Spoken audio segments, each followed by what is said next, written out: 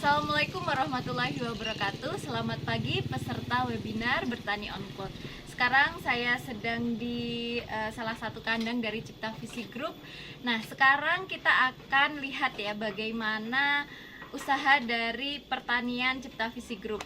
Cipta Visi Group ini bisa loh membangun pertanian di pedesaan, membangun iklim, ekosistem, bertani, pemuda di desa. Langsung saja kita samperin Mas Rendra. Yuk! Halo, selamat pagi Mas Rendra. Halo, selamat pagi Mbak Ella. Ya, selamat datang. Iya. Lagi apa ini kesibukannya? Ini kebetulan kita sedang cek kandang di salah satu kandang kita di salah satu dusun di Dusun Semen, Desa Trenten, Kecamatan Sandimulyo.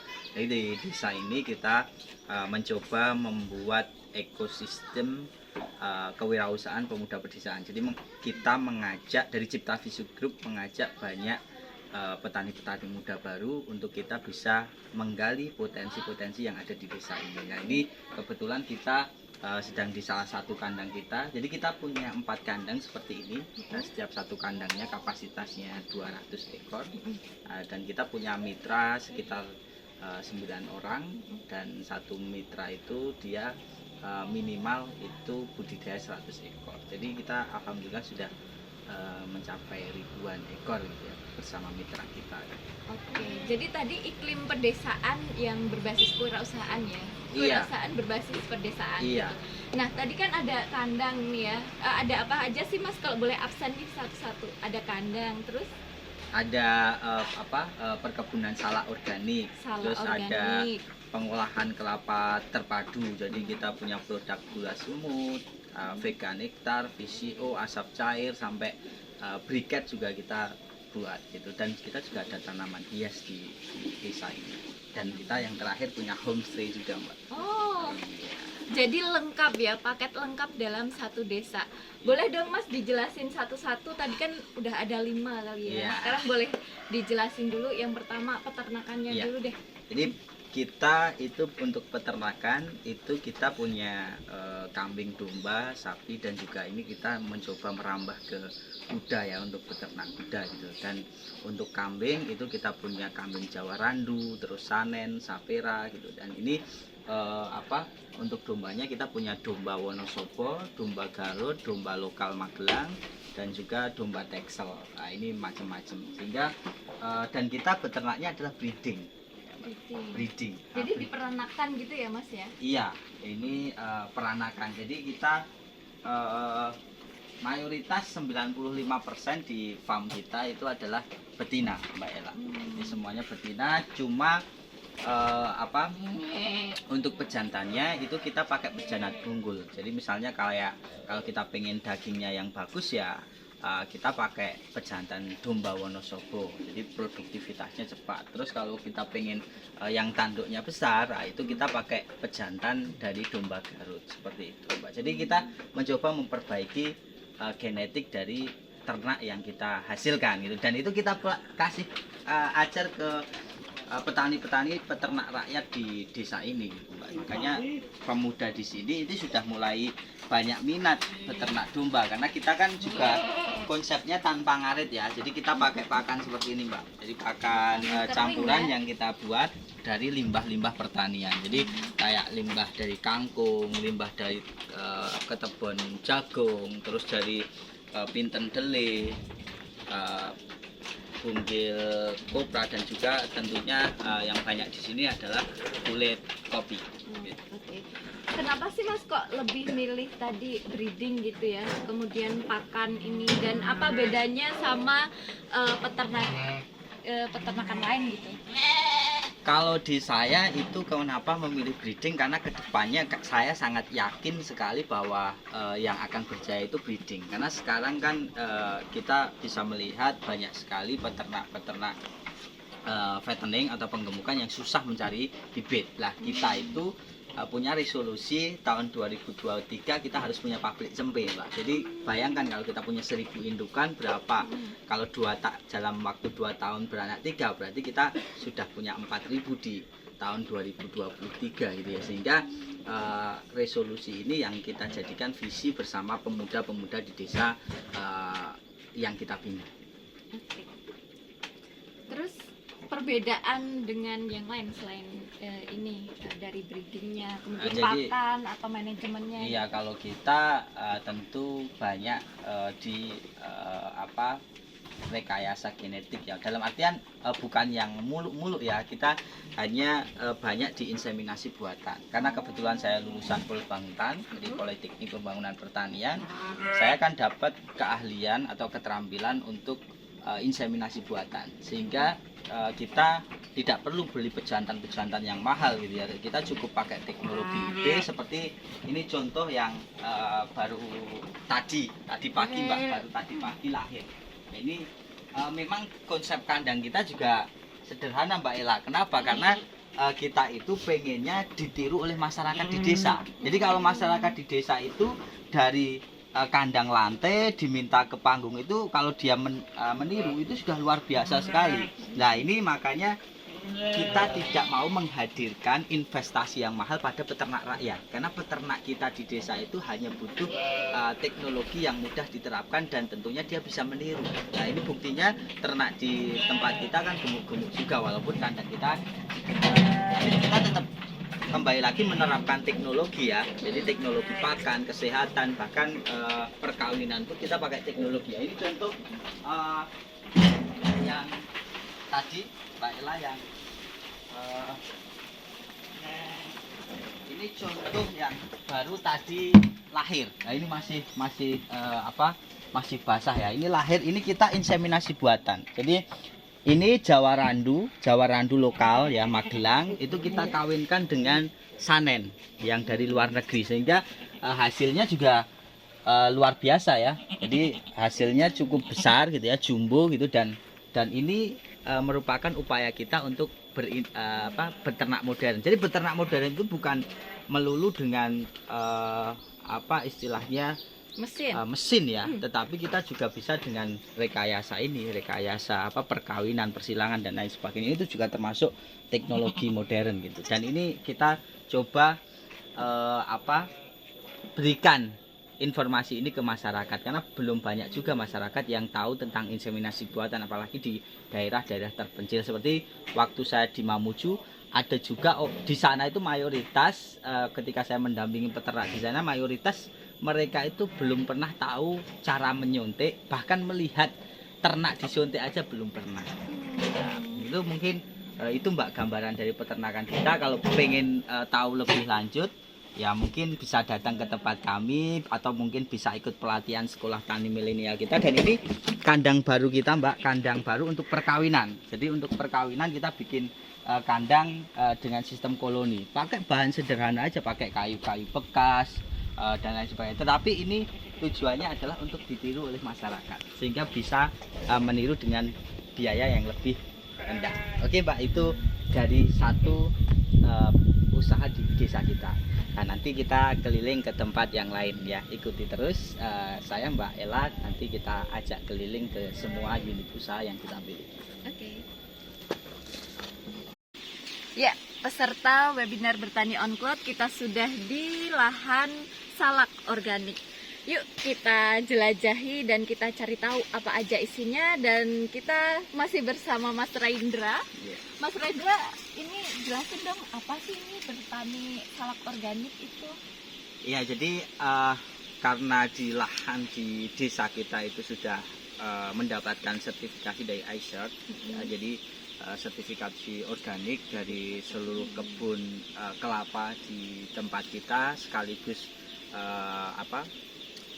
penunjang ya, tanaman penunjang seperti buah salak, terus ada pepaya, ada juga pisang, itu juga ternyata ikut tersertifikasi, sehingga salak ini juga dinyatakan organik gitu. Jadi kalau tanahnya organik, otomatis yang tumbuh di atasnya organik. Iya, gitu ya. betul. Ya, ini ternyata. kebetulan di desa kita itu ada sekitar 10 hektar kebun buah salak ini. Jadi bayangin 10 hektar ya. Banyak juga ya. Besar gitu ya, besar, dan ini mayoritas yang mengurusi masih petani kolonial ya. Kolonial itu usia di 45 ke atas. Tetapi kita kembali lagi mencoba menciptakan ekosistem kewirausahaan pemuda pedesaan itu untuk ayolah kita olah luar biasa potensi ini untuk kita bisa meningkatkan pendapatan kita dari potensi-potensi ini. Kita berbicara salak gitu ya. Salak itu sekarang bisa banyak sekali kita bisa diversifikasi, bisa dibikin kopi salak, terus bisa juga dodol salak, bisa juga bikin carica salak gitu ya. Manisan salak. Enggak cuma dijual kiloan gitu ya. Iya, enggak. Itu kita sebagai anak muda, sebagai petani milenial, kita harus coba berpikir lebih istilahnya lebih luas lagi, bahwa pertanian itu tidak melulu di budidaya gitu. Dan ini bisa Mbak Ella lihat nih salah satunya, ini memang kita ini salak pondoknya juga termasuk baik gitu ya, bagus gitu ya. Ini masih kecil-kecil dan kita Mbak Ella itu memang untuk produktivitasnya masih kalah dengan lahan yang airnya banyak gitu. Tapi untuk dari segi rasa itu kata konsumen itu lebih enak gitu ya, tidak terlalu masir gitu. Jadi manis tetapi istilahnya itu manis yang tidak terlalu masir. Jadi ada asam-asamnya iya, ada dikit asam-asamnya ya. dikit, enak gitu ya. Itu kata konsumen kita. Ini kita masih punya lahan banyak itu ya, 10 hektar di desa ini gitu. Kalau dari 10 hektar itu biasanya kalau panen sekali berapa? Kemudian dijadiin apa gitu Mas kalau di desa sini? Kalau secara keseluruhan panennya itu mungkin sekitar setiap satu lahan sekesuk lah istilahnya, itu mungkin hanya sekitar 100 sampai 200 kilo gitu ya. Hanya memang di tempat kita ini hanya masih kita jual dalam bentuk manisan dan buah segar gitu. Jadi hanya itu saja gitu. Dan ini kita mau berdiversifikasi, mau kita perbanyak. Tapi manisan keripik yang di rumah Mas Rendra itu enak loh. Tadi udah makan ya. Ya, manisan keripik salak gitu ya. Manisan keripik salak juga kita kering bikin, gitu ya, kering bisa gitu. Itu kriuk-kriuk. kita open gitu ya. Baru Kita tahu salak bisa kriuk-kriuk gitu iya, ya. kayak kerupuk lah, enak. itu kita bikin kan seperti itu Mbak Ella. Jadi luar biasa sebenarnya kalau kita bisa menciptakan ekosistem di pedesaan, apalagi dengan adanya dana desa sekarang. Dana desa itu luar biasa besar ya, 1 miliar setiap desa gitu, dan ini bisa menjadi salah satu sarana kita untuk menciptakan ekosistem itu.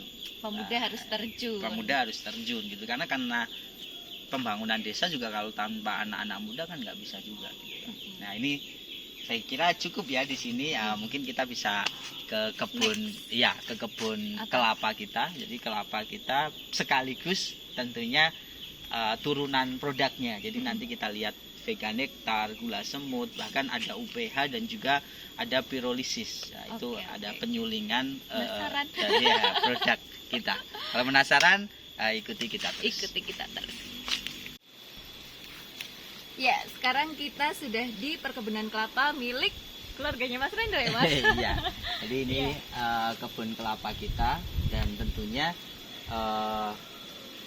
hampir semua masyarakat di desa kita itu lahannya pasti ditanami kelapa, Mbak. Bahkan kalau berdasarkan data kemarin pas kita sertifikasi organik itu mencapai sekitar 7.500 pohon gitu ya. Pohon kelapa di satu desa. Banyak ya. Padahal kalau misalnya kita bisa maksimalkan potensinya, kan niranya dapat banyak, itu bisa kita gunakan untuk gula gitu ya, untuk istilahnya itu untuk membuat gula, vegan nektar dan lain-lain. Dan ini juga ada yang kecil-kecil, ini memang sengaja regenerasi atau gimana? Iya, ini kita baru regenerasi. Jadi karena kita kan krisis penderes nih sekarang kan, tidak banyak anak muda yang mau naik pohon gitu ya, dan akhirnya kita coba berinovasi untuk menanam kelapa genjah yang tingginya hanya mungkin 2 sampai 3 meter ya batangnya gitu. Sehingga itu bisa kita ambil, bisa pakai tangga, bahkan nanti buahnya bisa sampai ke tanah gitu, Mbak. Jadi ini upaya kita untuk biar nanti biar nanti ibu-ibu itu bisa nderek sendiri, tidak harus laki-laki gitu ya, naik ke atas. Tinggi juga soalnya. Jadi Kalau untuk lahannya ini gambarannya seperti ini Mbak. Nanti kita langsung aja ke tempat produksinya. Kita lihat produksi kita ada apa aja, dan tentunya ini pasti menarik gitu ya. Oke, jadi dari kebun ini diambil niranya dan langsung Diolah, diolah. diolah oleh masyarakat, dan nanti kita olah lagi di UPH, unit pengolahan hasil. Oke, penasaran kan? Yuk kita ikuti langkah dari Mas Rendra. Iya. Teman-teman, sekarang kita sudah di UPH, unit pengolahan hasil. Jadi dari perkebunan kelapa tadi diolahlah. Nah, gimana sih prosesnya gitu? Langsung aja tanya ke Mas Rendra. Gimana Mas tadi dari hasil kebun Iya. itu? Terus Jadi tadi kan dari kebun diambil niranya, itu kan dibawa ke rumah masyarakat sendiri-sendiri. Masing-masing. Ya, masing-masing. Kita kan membina 70 ibu-ibu KWT. Jadi ibu-ibu KWT itu yang memproduksi gula semut di kita. Hanya memang dari proses produksinya itu harus SOP. Jadi standar. iya standar gitu. Jadi dapurnya harus keramik, harus bersih gitu, dan prosesnya juga harus higienis gitu. Dan ini setelah tadi diproduksi oleh ibu-ibu, itu dikumpulkanlah ke UPH gitu ya, UPH. Dan ini contoh gula semut basah. Jadi basah dari petani gitu ya, dari KWT, ibu-ibu KWT itu masih basah. Nah, ini ada gula semut dan ada gula cetak. Di start ke sini ada yang bikin semut yang serbuk kayak gini dan cetak ya. Ya, terus dan memang kita ini gula semutnya kan kualitas ekspor gitu Mbak. Jadi kualitas ekspor, dan memang ini beda. Kenapa? Karena di tempat kita itu lahannya adalah lahan pegunungan. Jadi kelapa pegunungan dan kelapa pantai itu rasanya beda Mbak Ira. Oh, emang beda ya? Iya, beda dari gurihnya gitu ya, dan dari agak asin kali iya, ya, agak asin kalau di pantai itu. Jadi kalau di pegunungan itu memang kualitasnya lebih bagus. Bahkan kita itu permintaannya sangat cukup besar gitu Pak, besar sekali gitu. Bahkan ada salah satu buyer itu yang minta 2 ton setiap hari, padahal kita banyak sekali, kita baru bisa produksi 2 sampai 3 ton per bulan. Nah, ini berarti kan potensinya cukup besar ketika kita lakukan hulu hingga hilir gitu. Dan ini ada beberapa alat yang kita pakai Mbak Ella. Ini yang tadi kan dari petani masih basah gitu ya. Terus kita oven di sini itu kita menggunakan 2 tenaga ya, tenaga gas atau dan listrik ya, listriknya untuk blower biar panasnya itu bisa merata. Untuk panasnya itu dari gas gitu ya. Dan ini nanti kekeringannya bisa sampai 3%, sehingga itu yang diekspor atau yang dijual ke konsumen langsung itu yang kadar airnya 3%. Dan ini setelah di open Mbak Ella, itu nanti kita saring atau kita ayak gitu. Jadi dimasukkan di sini, nanti ini alatnya itu jalan. Nah, jadi ini jalan dan ini mengayak ini ya. Kalau kita putar gitu, itu dia goyang gitu, sehingga kanan kiri, sehingga ini juga memudahkan gitu. Ini sebenarnya mekanisasi alat yang cukup sederhana sih Mbak, tapi ini sangat membantu kita di dalam proses pengayakan. Nah, ini tadi, dan kita punya produk juga vegan nektar. Terus vegan nektar itu vegan honey Mbak, madu nabati. Jadi madu yang tidak melalui proses lebah gitu. Oh iya. Nah, dan itu untuk orang-orang vegetarian iya, ya. betul untuk orang-orang vegetarian. Terus kita juga punya VCO. VCO-nya juga iya. Produk kecantikan. Ya, produk kecantikan Kesehatan. untuk apa ini skincare, untuk kesehatan juga luar biasa bagus gitu, dan peminatnya juga cukup besar gitu Mbak. Dan kita punya pengolahan briket dan juga asap cair. Yuk kita bisa lihat ke belakang UPH. Kita ikut. Jadi Mbak Ella itu kita itu punya berusaha bagaimana desa kita itu bisa melakukan industrialisasi pedesaan. Jadi bagaimana bahan yang belum jadi itu bisa diolah oleh masyarakat itu sendiri. Nah itu yang makanya kita coba membuat ekosistem kewirausahaan pemuda pedesaan tadi kan bikin VCO, bikin macam-macam itu kita punya limbah tempurung kelapa kan, tempurung kelapa dan juga sabut kelapa. Nah akhirnya kita coba berinovasi alat-alat ini. Ini adalah pirolisis yang kita buat untuk bisa menghasilkan 2 produk sekaligus. Apa aja itu, Mas? Produk yang pertama adalah asap cair, dan yang kedua adalah briket. Jadi ini tempurung itu kita masukkan ke sini semua, Mbak Ella. Masukkan ke sini. Ini kita hidupkan apinya. Nah, terus nanti ada proses penyulingan di sini. Proses penyulingan dan nanti akhirnya jadi asap cair. Ya, jadi asap cair gitu. Dan nanti hasil dari pembakaran tempurung kelapa di sini itu yang kita jadikan untuk briket. Gitu. Kalau asap cair itu gunanya untuk apa sih, Mas? Asap cair macam-macam, ada kelasnya juga, ABC ya. Kalau untuk kelas yang paling bagus itu biasanya untuk bahan pengawet makanan gitu ya. Terus perasa ini loh, asap gitu, kayak serasa di barbecue. Iya, serasa diasap padahal hanya diolesi oleh asap cair yang kelas A. Tetapi kalau untuk yang kelas C gitu ya, itu biasanya kita gunakan untuk penyemprotan hama atau pestisida alami gitu. Bau sangit jadi nggak suka Iya, namanya. betul. Iya. Mungkin seperti itu Mbak Ella. Jadi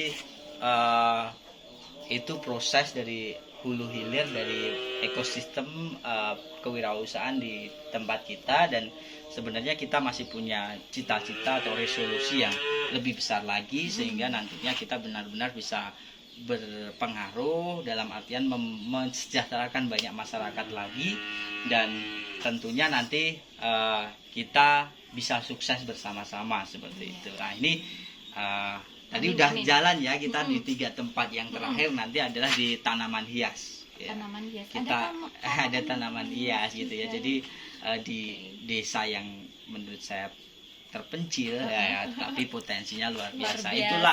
Itulah upaya petani milenial untuk bisa membangun ekosistem kewirausahaan di desa. Jadi anak-anak muda di desa itu jangan pergi ke kota lagi, tetapi bercita-cita untuk bekerja di desa itu. Gitu. Membangun desa. Milenial bangun desa. Oke, gitu ya. siap. Iya.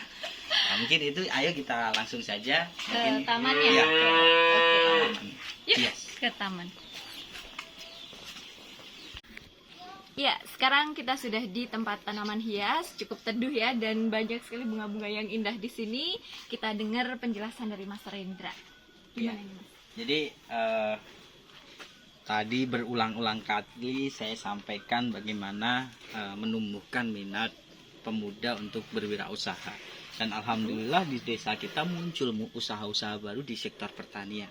Salah satunya adalah tanaman hias. Di aglonema dan tanaman-tanaman taman yang lain itu diproduksi oleh pemuda-pemuda di sini. Nah, gitu ya.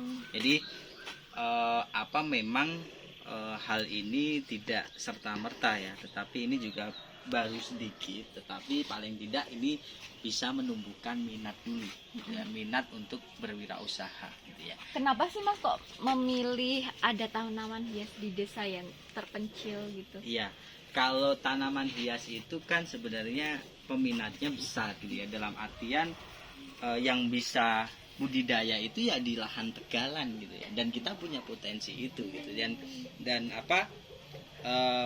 dalam artian begini Mbak Ella, kita itu tidak harus menjual dalam jumlah sedikit, tetapi harusnya malah besar, karena kita bisa menyediakan bahan-bahan untuk membuat taman gitu.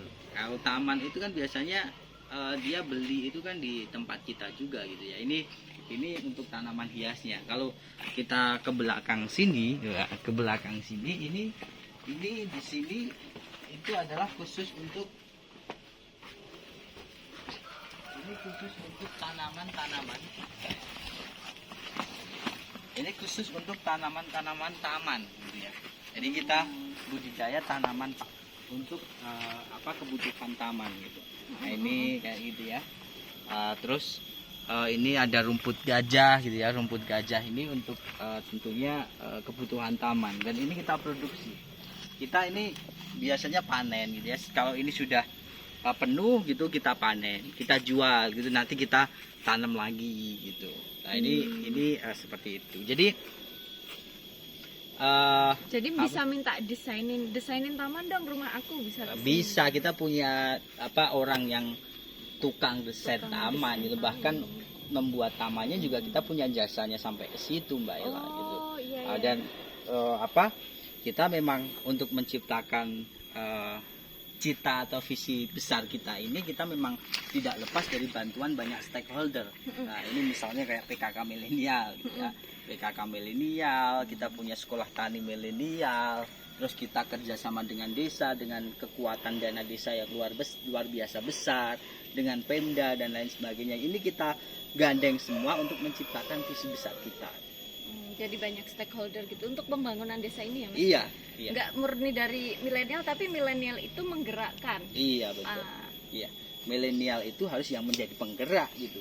Milenial itu harus menjadi penggerak dan menjadi motor pembangunan saat ini gitu. Bahkan kita hari Senin besok tanggal 10 itu kita meluncing kegiatan yang cukup besar skala kabupaten kita, Kabupaten Magelang, yaitu Milenial Bangun Desa Ciptakan Ekosistem Kewirausahaan Pemuda Pedesaan.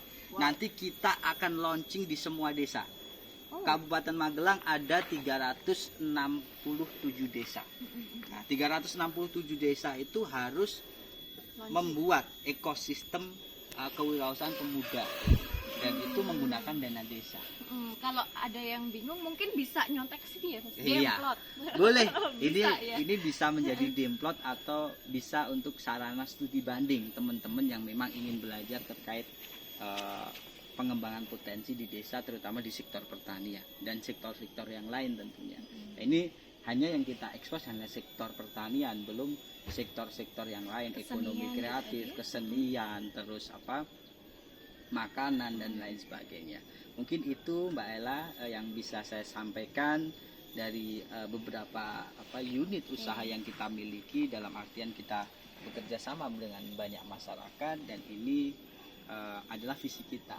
Kesuksesan itu tidak hanya diukur dengan seberapa banyak kita punya uang, tetapi kesuksesan itu menurut saya ukurannya adalah ketika kita bersama-sama mengajak orang banyak untuk sukses gitu.